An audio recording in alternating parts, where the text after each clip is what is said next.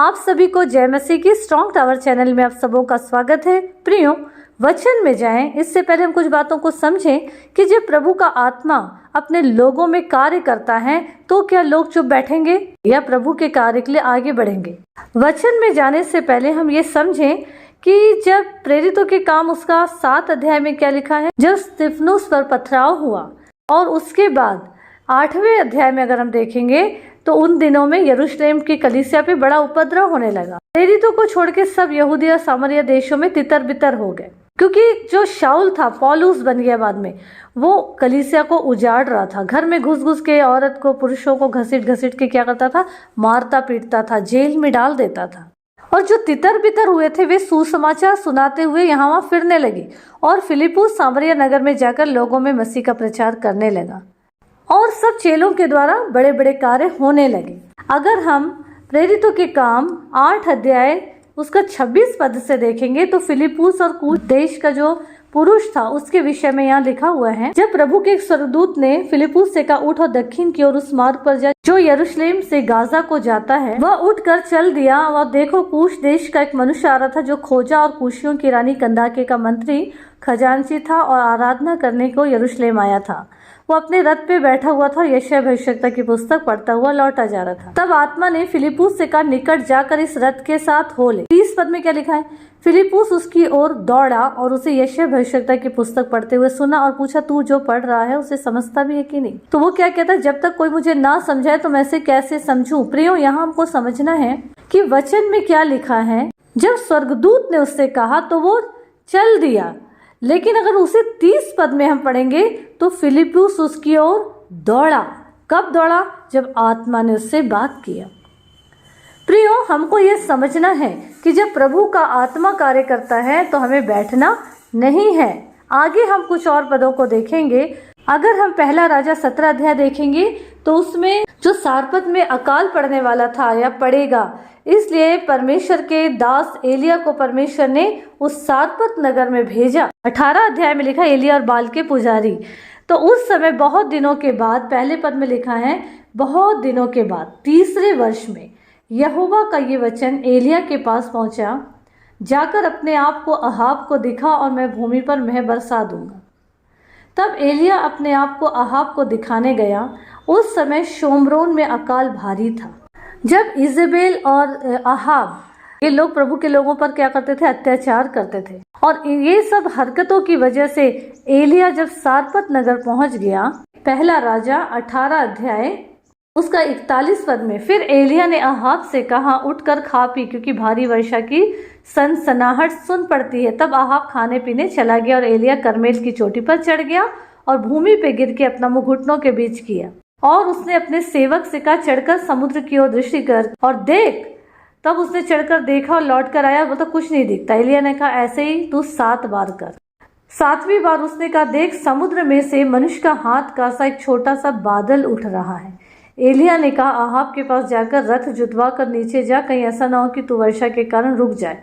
उससे बोल। थोड़ी ही देर में आकाश पूरा वायु से उड़ाई हुई घटा और आंधी इसमें काला हो गया, भारी वर्षा होने लगी और अहाब सवार होकर इजराइल को चला। प्रियो, अभी हमको यहाँ ये समझना है, एलिया अहाब के लिए क्या बोल रहे हैं कि उसको बोल कि वो चले जाए, लेकिन जैसे ही वो रथ पे चढ़ने लगा तो 46 पद में लिखा, तब यहोवा की शक्ति एलिया पर ऐसी हुई कि वो कमर बांधकर अहाब के आगे आगे इजराइल तक दौड़ता चला गया। यहाँ पे फिलिप्पुस जो है, जब प्रभु का आत्मा उसके अंदर आया तो वो चल रहा था और दौड़ने लगा। यहाँ पे हमको ये समझना है, एलिया बैठकर अपने दास से बोल रहा कि अहाब से जाके बोल कि जल्दी से निकल जा, चला जा, नहीं तो तू बारिश में, बाढ़ में फंस जाएगा। लेकिन जैसे ही बैठा था ये, लेकिन जैसे ही अगर 46 में यहोवा की शक्ति, यहोवा का आत्मा एलिया पर उतरा, उसी समय वो दौड़ने लगा। एलिया अहाब से पहले इजराइल को पहुंच गया। क्यों? क्योंकि वो दौड़ने लगा। यहोवा की शक्ति इतनी जोरदार प्रबल हुई कि वो चलना छोड़ के दौड़ने लगा और वो पहले पहुंचा। प्रियो, अगर हम भजन संहिता 147 का 15 पद पढ़ेंगे तो वहाँ क्या लिखा है, वो पृथ्वी पर अपनी आज्ञा का प्रचार करता है, उसका वचन अति वेग से दौड़ता है।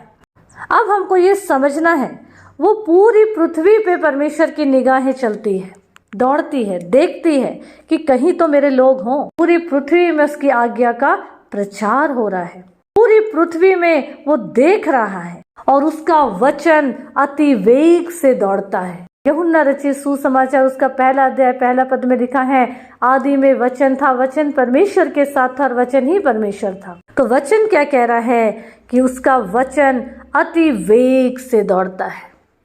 तो जो प्रभु के लोग हैं वो भी ऐसे क्विक होंगे, ऐसे ही फुर्तीले होंगे, उकाब की नाई उड़ेंगे और श्रमित नहीं होंगे, थकेंगे नहीं।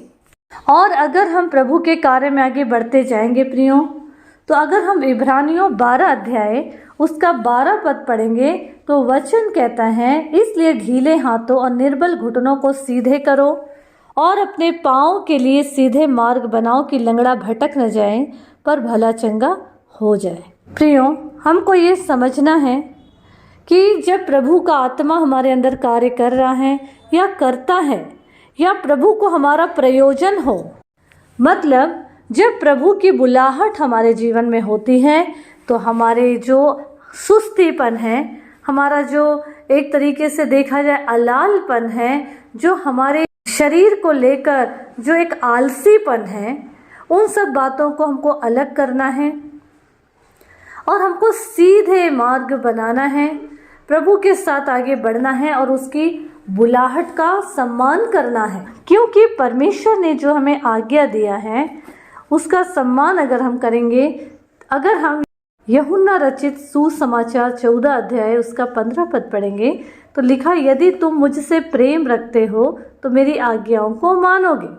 और अगर हम व्यवस्था विवरण 28 अध्याय पढ़ते हैं तो उसमें सारी बातें लिखी हुई है, यदि तू अपने परमेश्वर यहोवा की सब आज्ञाएं जो मैं आज तुझे सुनाता हूँ चौकसी से पूरी करने को चित्त लगाकर उसकी सुने तो वो तुझे पृथ्वी की सब जातियों में श्रेष्ठ करेगा। लेकिन प्रियो, हम एक पद देखेंगे, व्यवस्था विवरण 28 उसका 9 पद कहता है, यदि तू अपने परमेश्वर यहोवा की आज्ञाओं को मानते हुए उसके मार्गों पर चले तो वो अपनी शपथ के अनुसार तुझे अपनी पवित्र प्रजा करके स्थिर रखेगा। प्रभु का धन्यवाद हो हर बात के लिए। अगर हम प्रभु के साथ साथ चलेंगे, प्रभु की आज्ञाओं में रहेंगे और जब प्रभु की बुलाहट रहेगी और हम दौड़ेंगे, प्रभु के कार्य में आगे बढ़ेंगे प्रियो, तो संसार की कोई भी बातें हमें दबाने की भी अगर कोशिश करेगी तो परमेश्वर हमें स्थिर करेंगे। वचन क्या कह रहा है कि यदि तू अपने परमेश्वर यहोवा की आज्ञाओं को मानते हुए उसके मार्गों पर चले तो वो अपनी शपथ के अनुसार तुझे अपनी पवित्र प्रजा करके स्थिर करेगा। जब परमेश्वर स्थिर करेंगे तो हमें कौन हिला सकता है, हमें ये समझना है प्रियो।